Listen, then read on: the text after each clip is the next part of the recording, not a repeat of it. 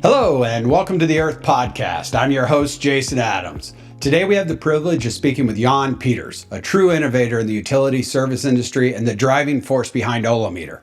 Jan's career has been marked with groundbreaking achievements from founding Phonarola and its eventual sell to Sprint to his leadership roles at Cogeco and Inovia Capital.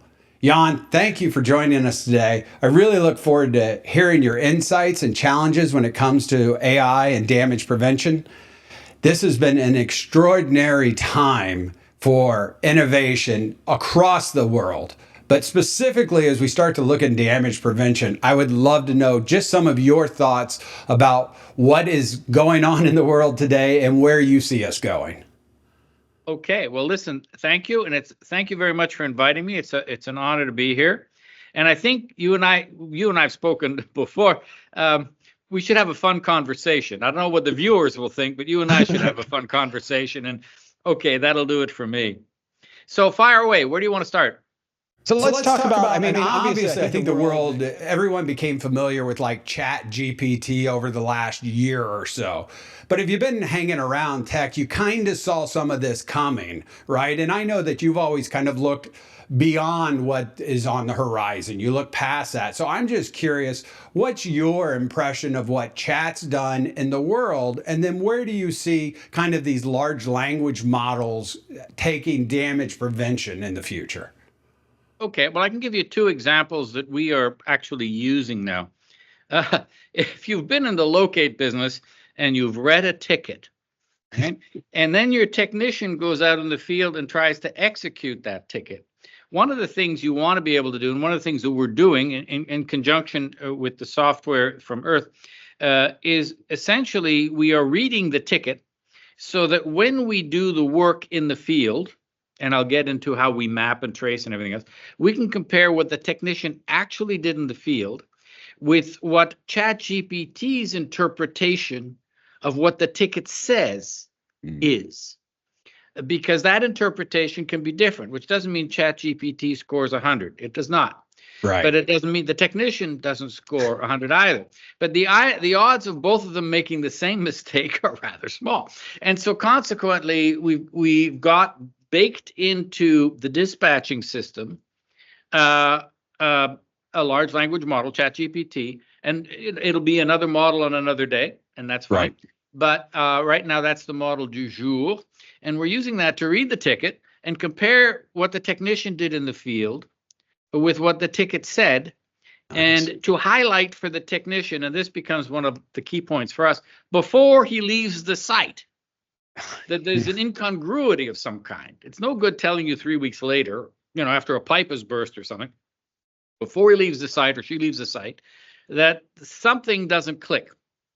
Now, the ChatGPT reads the ticket, and on the AI and machine learning side, we've put together, augmented reality side, we've put together tools in conjunction with the dispatching system that Irth provides that identify where the technician was in terms of the flags and the paints, essentially by analyzing the data you can get from your proverbial cell phone to get geospatial coordinates for the paint and the flags. It's plus or minus 10 inches, at worst 6 inches on average. Nice. And then that, which is a digital piece of information, is compared with what the ticket says. And you say, well, did you go to the end of the property? Did you go where you had to go? So to make sure that the technician gets alerts and alarms if the odds are that they have somehow missed or misinterpreted or not quite met the requirements of the ticket. You need those two things. You need the large language module to be reading the ticket, but you also need AI and AR.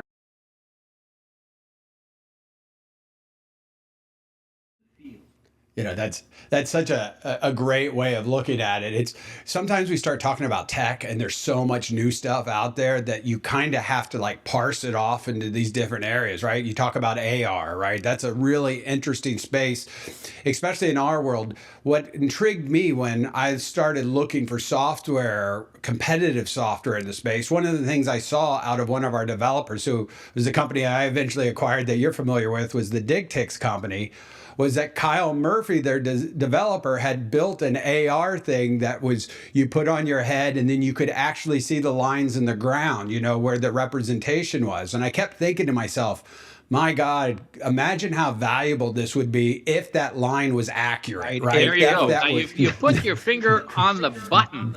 The problem with augmented reality is mostly the impression that people have is I put on my goggles, I can see it all. The database that is supplying the data of what's underground, for sake of argument, is lousy. And so consequently, if you dig based upon what your glasses are showing you, holy shit, you're going to have some real problems. And so consequently, you have to understand the strengths, but also limitations of AR. It's only as good as the underlying database. Exactly. And our job in the locate business, our job is to make that database better. It's not just to put paint and flags and and meet the statutory requirements of having marked up a site, but it's to help the utility make that data better again and again and again. Mm-hmm. So, for instance, when a technician uses your dispatch system with our augmented systems, he can compare that drawing. He's going to get some comments from the chat GPT thing saying you did the ticket, you didn't do the ticket. He's going to see how it compares in real time on the site with ortho photos. So basic aerial photos that are accurate to about, depends on the jurisdiction, but plus or minus 4 inches or 6 inches per pixel. And exactly. Can that possibly be right? And then to have machine learning tools inside the dispatching system that suggest to him that can't possibly be right before he ticks the button, goes to the next site. And the whole logic of that is what we've got and what we've been developing. We were testing it out in North Dakota last year in a pilot scale, and we're deploying it on a production scale in Denver, Colorado, as it turns out. So Colorado, right. Nice. Where we have about 120 at peak. We'll have this during the course of the season because it's seasonal. We'll have about 120 people using this, basically to lower our damage rates. Right. It's as simple as that. Yeah. And that was the logic we wanted. So it's got elements of AR. Not quite as optimistic as Kyle Murphy's, where you put on your goggles, you can see everything, but actually leads toward there will be a day when the data will be good enough that you can do that. But right now it's not good enough. And then the whole rest of the thing, which is, have we made sure that it's a simple thing. You put paint and flags on the ground, you record what the paint and flags is. And then you have your aerial photos that tell you, can that possibly be true? You have your imaging, you have in the same files, you've got the cadastral lots, the ticket says, go to the edge of the property. Where the heck is the edge of the property? It's exactly. Long, So that answers that. All sorts of elements that can be answered by reading the ticket, both the human, but the machine reading the ticket and comparing it with the actual work done. That's kind of where we gone. And we think this is actually going to make sense in 2 ways. First, we think that by our calculation of how many things we do badly, how many times we have at-fault damages, we figure we can capture about 80% of, conservatively, of our at-fault damage issues ahead of time. That is to say, we can capture them before the technician leaves the site. That's a savings. That's a big savings. Yes. On the other hand, it does take about 3% more time to do the documentation on the site. Sure. Absolutely. So you go 3% more time, but elimination of the at-fault damages. Now that's the first year. The first year that we're doing this, because this year, in the case of Colorado, it's the first year. And then we're sort of extrapolating in a hopeful way, So what happens next year?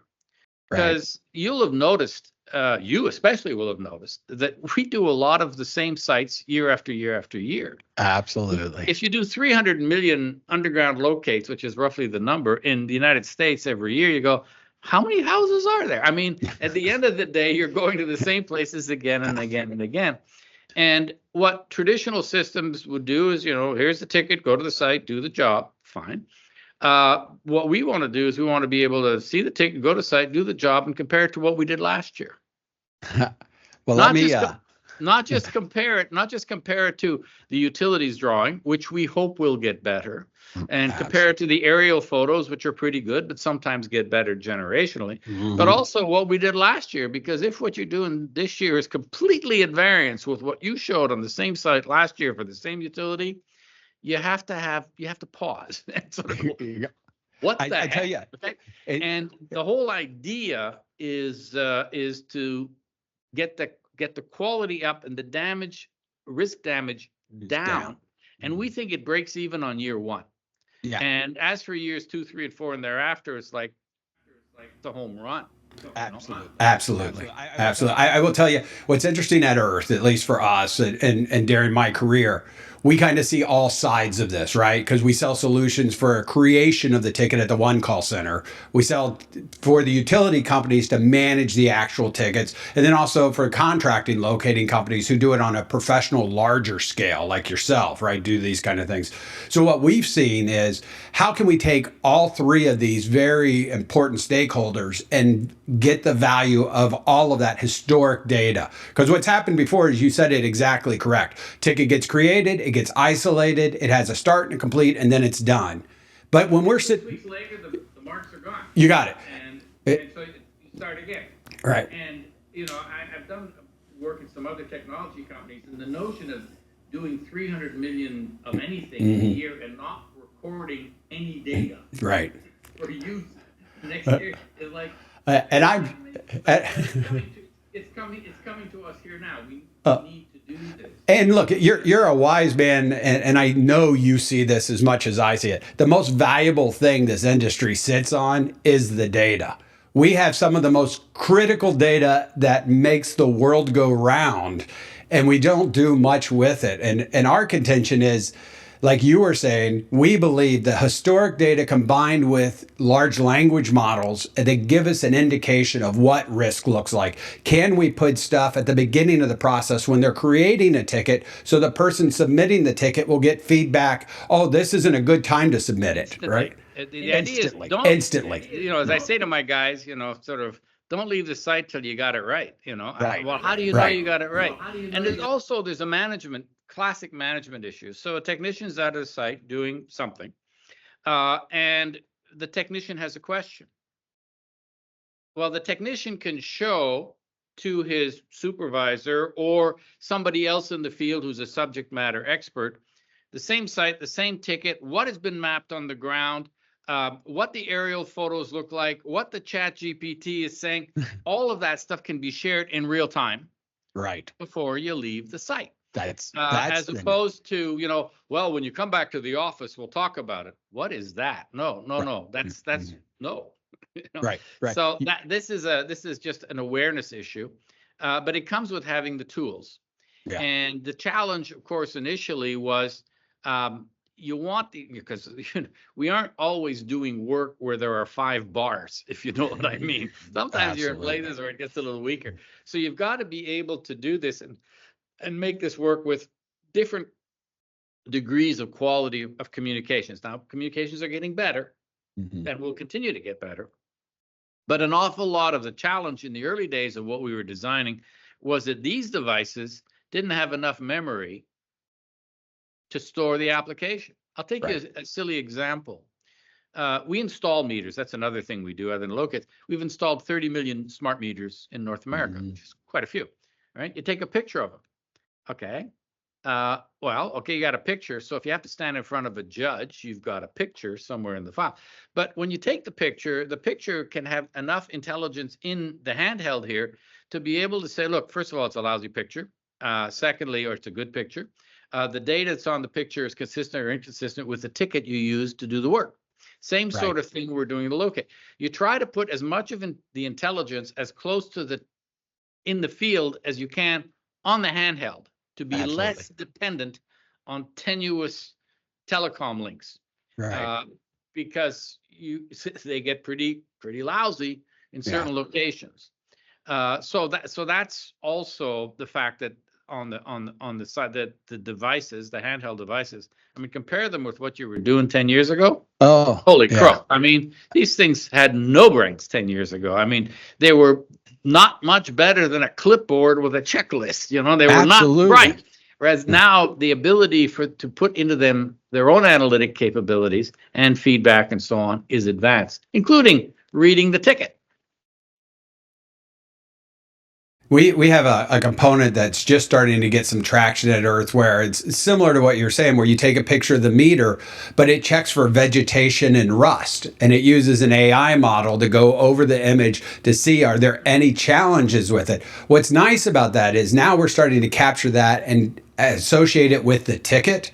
And now what we're hoping with when we expand positive response at the one call centers, that data will be sent back to the one call centers as well. So what happens is the next person that comes along that's doing a locate out there has access to this data and can see some of those. The challenge becomes, I think, in our world has always been is how do we protect the data that needs to be protected, right? That's owned by people. How do we share the data that we believe will keep damages down? Because I think the reason you and I sit here is because our goal is to let people go out and work safely without harm, right? That's why we put so much tech into this. The CGA is completely focused on reducing damages 50% in 5 years. I believe that's an accomplishable goal as long as you're using technology and not requiring more horsepower of just people, right? I get concerned when they're like, I don't know how contract locators can double the size of their staff in order to accommodate all this. We're going to have to find the efficiencies through tech, but we have to do it safe. So I'm kind of curious is talking about all of this information, how do we protect that, what needs to be protected, but make the other stuff that is beneficial to everyone available? Because we're scratching our head on that question every day. Well, it's the old who owns the data question, right? Who owns the data? Then you have to protect it, but start with who owns it. I'll give you something that is going to be a bit of a mind bender because, in the United States, we do things, and frankly, you got to go state by state. It's quite different. And in Canada, I'm based in Montreal, by the way, nice eclipse. We loved it. You've got some other issues in certain jurisdictions in Canada. You have to actually submit a sketch, a drawing of what you did. And by the way, the locate technicians who do that hate it because they're carrying drafting tables in the back of their truck to do a drawing. I mean, it's like crazy. In my particular home province, which is here in Quebec, and the 811 system is actually owned by the phone company, the gas company, and the electric utility. And as far as they're concerned, it's a trade-off between minimizing damages and minimizing the cost of dispatching. Now, you might not like this, but they're trying to minimize the number of people being sent to sites to do work and so on. And that's all about getting better and better data. As it turns out, this 811 center thinks they are the custodians of all the data. And every one of their utility shareholders thinks, no, you're not. I'm the custodian of the data. Now, we have contracts with people. And so the question is, well, look, if we did the work, we're custodians of the data that is a result of the work we did for you. But we're not custodians of the aerial photo. Right. Nor are you. I mean, we buy it, we pay for it, we use the data. It doesn't belong to the electric utility or the gas. So this stuff is not going to go away real fast. We're going to be still talking about this 5 years from now. If I'm still alive 5 years from now, we'll still be talking about this 5 years from now because it's subtle.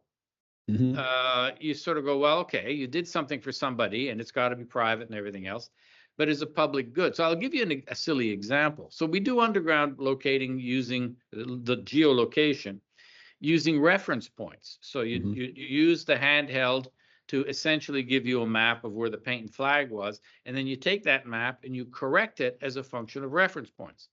Well, okay, you might be doing work for a gas utility, but the reference point for which the coordinates are known is a valve for the water utility. It's not the gas utility's valve, it's the water utility's valve.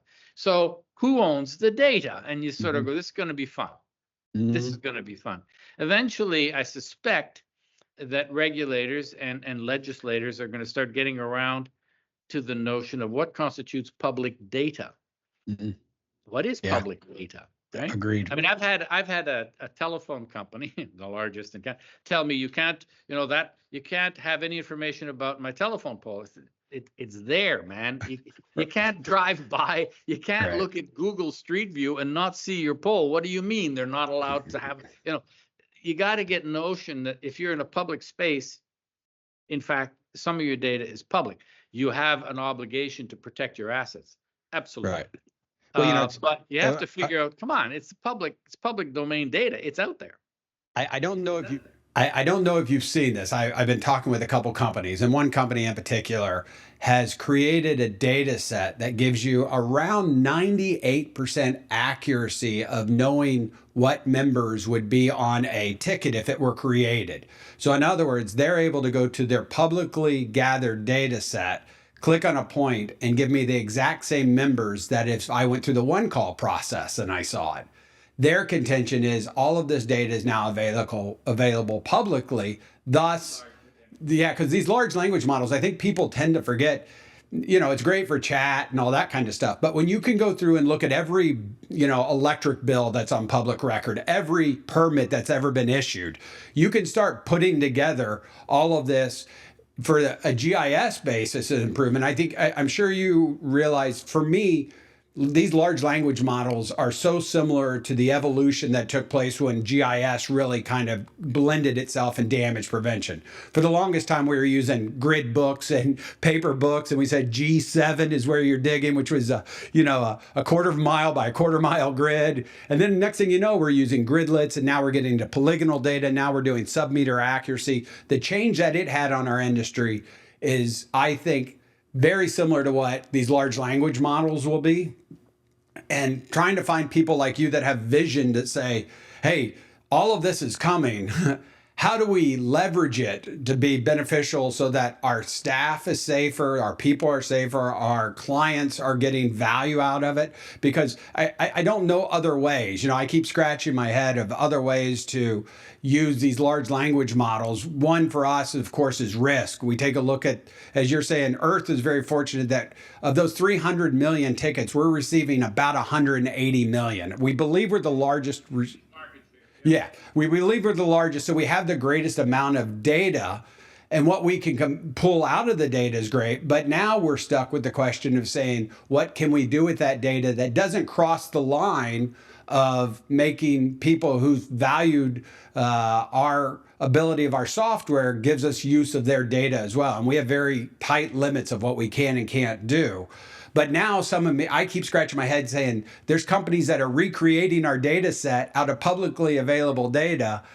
How are we not leveraging that information to make our clients safer? So that's kind of a challenge that we're facing. Well, you've hit the point. I mean, why did ChatGPT scare the pants off of Google? Because in fact, they could replicate what you could get from Google without Google.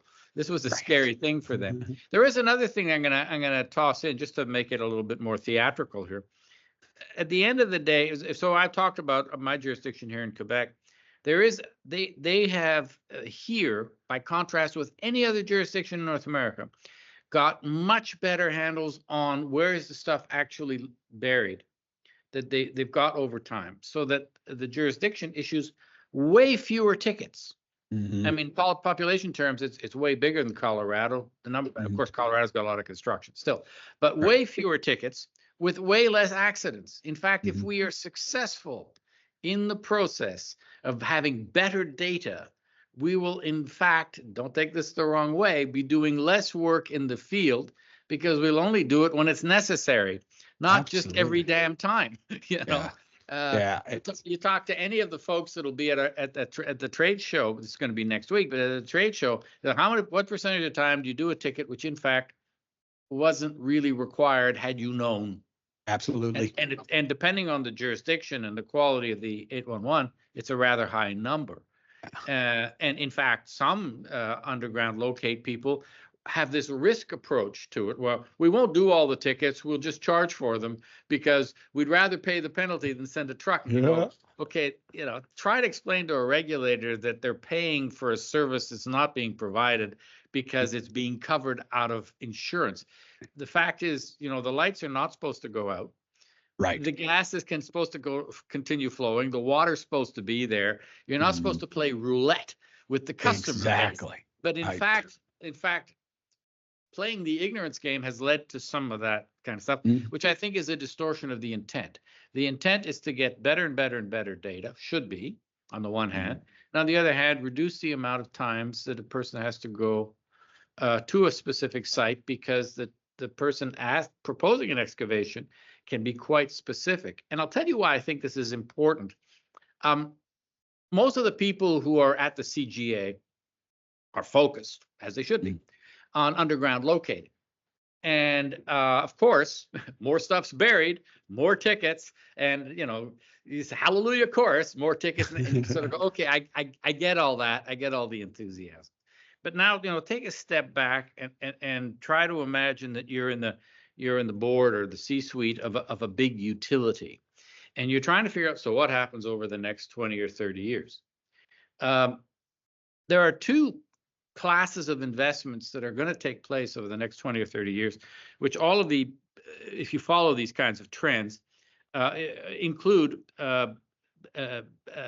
basically battery energy storage at every site. Agreed. And the other one is that you're going to have ground-coupled heat pumps at every site. The thinking is that there's about $1 trillion that's going to go into battery energy storage in the U.S. over the next 20, 30 years. And the same thing in the wells, the drilled in the ground. Oh my God, try not to hit anything, at every site. 150 million to 200 million wells, battery storage in the same kinds of quantities as well, huge amounts. By the way, nobody knows which utility this is going to belong to, because it's not in the electric utility, it's not the gas, it's not the water utility. So we don't even know where this is going to end up in terms of regulated and so on and so forth. But leaving that aside, that is going to put tremendous pressure on figuring out where is it and what's connected to what, where is it buried. So the need to have better and better and better information before you start digging, or before you send a contractor out to plan to start digging, is just going to grow. Right. So if you're in the underground locating business, answering a call to go put some paint and flags, that's the beginning of a path that is going to lead to an awful lot more, as you say, data gathering. The data is the key, and the data correlation is the key. It's going to be, I think, huge. It's an interesting story. I'm a geek. Everybody kind of knows that. I think I was the first person to own a Tesla in Ohio, right? And so one of my things I wanted to do was get Tesla as a customer, because they were building these superchargers everywhere. And they had no clue that they needed to get how to call before you dig and all that. So we worked very closely with them, talking with them, saying, make sure you record everything that you do, especially the location of every line. Get it as accurate as possible, because eventually people are going to be digging near you. And the more accurate your information is, the better chance you're going to have to keep your facility safe. Right? It wasn't just so you make the locator easier, but it's just, if it's accurate to begin with, hopefully that will pay off over the course of time. And fortunately, we've seen as they've expanded and grown their supercharging network and that, we've seen that they've really taken some of these kind of challenges that we offered them at the beginning and really start deploying that. So it's an interesting thing as you start talking about battery capacity and that, because you're one of the few people who I think can eloquently go from AI and MML, large language models, to talking about battery capacity and wells and make it a seamless transition, because you actually are in tune with it. I too, like you, believe truly this is a whole new avenue for what we're trying to see in the future. One of the things that we push really hard is also education, because what we're learning is we can now see all of these things. We can start getting really great feedback, but how do you translate that recommendation into making sure that your staff out in the field are properly trained and prepared to deal with these new complex situations? I love the fact that you say, hey, I want to do it out in the field, because the expense occurs once you've rolled the truck. You got a guy out there. If you can make that person competent and they can gather this information, you've now created not only more safety, but what I have to believe is a new revenue opportunity for getting incredibly detailed line maps available for your clients. So it seems like a good win. I have with my employees as well. I said, your job becomes more valuable the more data is dependent upon you're doing your work in the field. And you, as an employee wanting to earn more, ought to want your job to become more valuable. And because the tough part, which is getting to the site, climbing over the fence, whatever you got to do to get the job done, Right. and then to turn around and collect no data, you sort of go, well, damn, Yeah. yeah, damn, right? And that's the obligation. It's incumbent upon the management and the owners to make sure that the time of their people in the field is, in terms of its value, is maximized. And the way to do that, if you've obviously done, but some of your listeners might not have done, models where they were actually doing artificial intelligence models. And so you have this agent computer in the middle that's doing calculation. But what you need is actuators and sensors, people in the field, things out there that are collecting data that then comes back, is analyzed, and gives a appropriate now what response. Everybody who does an underground locate is absolutely prime to be a person who is both the sensor and the actuator for the collection of data, which leads to all of this what I'll call artificial intelligence web, where you're collecting data and you are able to analyze it and make immediate decisions, but also build up an inventory of better information for future decisions. This is key for the employees being more valuable. Absolutely. Because, labor for less, what is that? This is not the concept. The concept has got to be that, okay, it costs so much and it takes so much time to train a person, but if they can be collecting more valuable data, they themselves will be more valuable, and their employers will be charging higher bills for using it. Why? Right? But the thing that is often underrated by corporate types is, the person in the field that walks between the cars in the traffic, puts the cones, that's the person. That's your key person. Absolutely. Now, but you got to equip them with the tools, man, and not just a can of paint.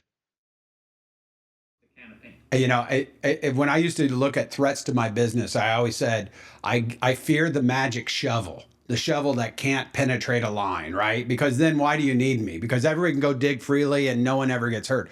But what I missed, and this was 10 years ago, was there's so much more value of people in the field gathering the data, because we have such legacy stuff that's out there. The only way you can get it, you can fly drones, you can take satellites, you can do all that.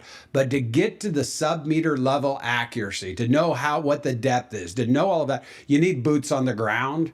And I think it's the responsibility of our community that we work in is to show the value of that group. Because I'm sure you remember the time, there were times when I would try to sell software and I would go in and ask for damage prevention at a large utility company. They'd have no idea who I was talking about. And then there would be it might be the construction group, it might be, and they were so looked upon as an expense versus as a profit area.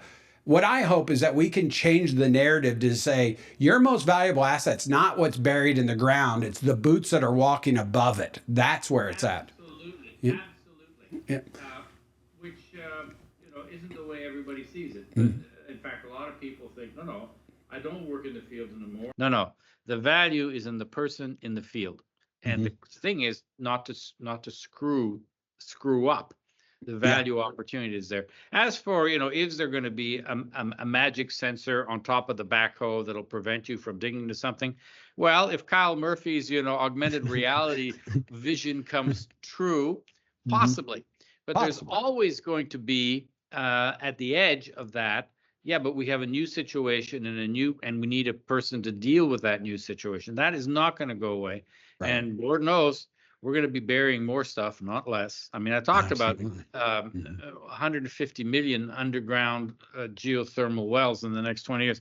That isn't even there yet. I mean, there's going to be a lot of buried stuff. And so there's going to be more and more stuff to keep track of and so on. So it's going to be a good career for the folks who are today doing what they're doing well, but with more and more and more intelligence and systems behind them going forward. What I like about it is I see more companies starting to kind of come into our space, and where at times I used to think that was a threat. It encourages me that people are investing more dollars because they see value in the industry, because it's hard to get an influx of cash if the outside world doesn't see value in what we're doing. And it's not just keeping the lights on, but it's that data that we have. Can we make better decisions when it comes to permitting, building, scaling cities, laying, highways, building infrastructure as we move forward?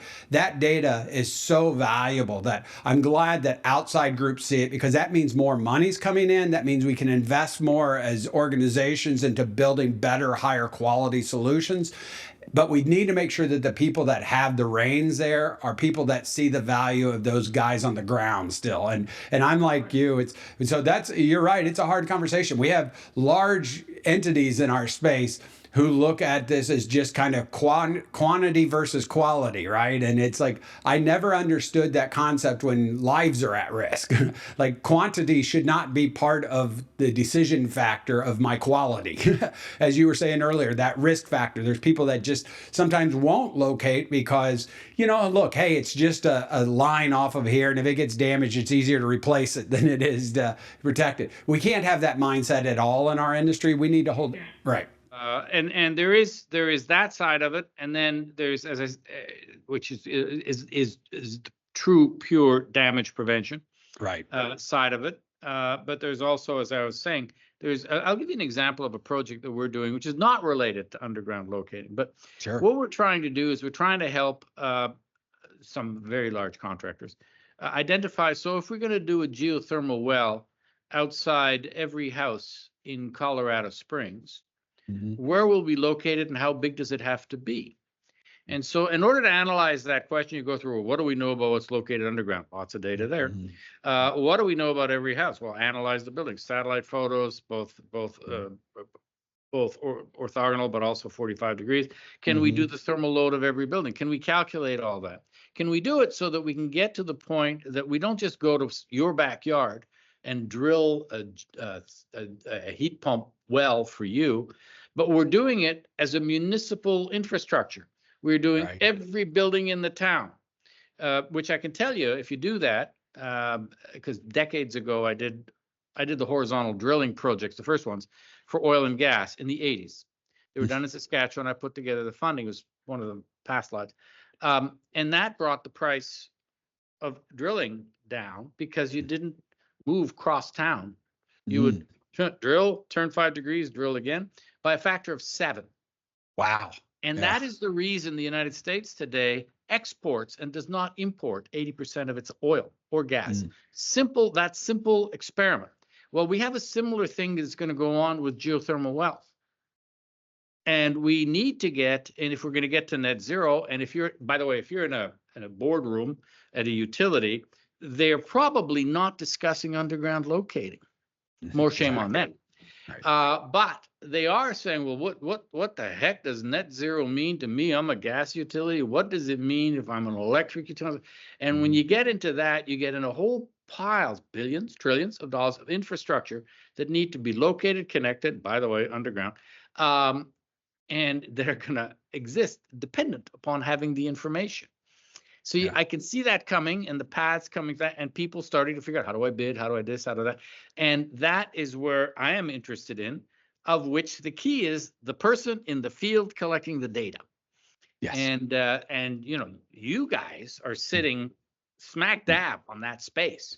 Right. Obviously, I think Obviously, I think you saw the path that Irth has taken over the years, and then to see our most recent company that acquired us was in Blackstone. Blackstone has, I think, a pretty aggressive look forward in this and sees the value in this space, which to me, I think helped solidify what we were trying to do, because we saw this as a much greater opportunity than just tickets. Honestly, if we can do anything to reduce the volumes of tickets so we're not getting 180 million of these things, we think we're doing our job correctly then, especially because what we've seen is... But in fact, it's the truth. You want to get paid a lot more for the information that you get. You don't necessarily want to do a lot more, really 300 million site surveys and nobody knows it has a clue. That doesn't make sense either. So there will be an evolution in the data gathering, but there's going to be an evolution in the thing of what you do with the data. And you at Irth have got a bunch of these investments. And Blackstone, I know Blackstone well because they're You mentioned I was in the venture capital space. I created the largest seed capital company up in Canada, so that's not so bad. Right. It does about $3.5 billion, $4 billion US a year of basic investments in technology. Blackstone's the largest shareholder. Yeah. Okay. Why? Okay, because they want to see what's coming. That's exactly right. They want to see what's coming. They don't just want to see what was, but they want to see what's coming. And so, and that hence their space, and they're not the only players in that space, right? But hence their interest in that space and their interest in you, right? And I think right. And I think it again, at the end of the day, that brings more attention into this space. I believe it helps us help the CGA accomplish their goals of reducing damages, because I won't be satisfied in my career if all we did was create more tickets. But if what we did in our careers was identify challenges, keep people safer, and allow growth in these areas, then I feel like we've contributed, right? And to spend as much time, I think, as you and I have spent in this space over the years, it means much more than just saying, hey, we did 300 million locates, right? That's great. But I'd rather say we saved this many lives. We created this infrastructure, right? And so I feel compelled now, more so than now in my career than I have in a long time, because it's a challenge out there. What I do like, though, is there's new people coming in, and I like seeing new ideas, because sometimes it gets a little hard to be innovative when you're doing the same thing over and over and over. You have to find new blood like a Kyle Murphy. You got to find new companies like an Urbent or a Boss 811. You got to find new locating companies. I've been surprised recently at the bunch of new smaller locate companies that are popping up who are very much focused on data gathering versus locating. And I think they probably looked at your model and said they've got it right, because you can compete on quantity, or you can compete on quality, or you can set yourself aside and just create value.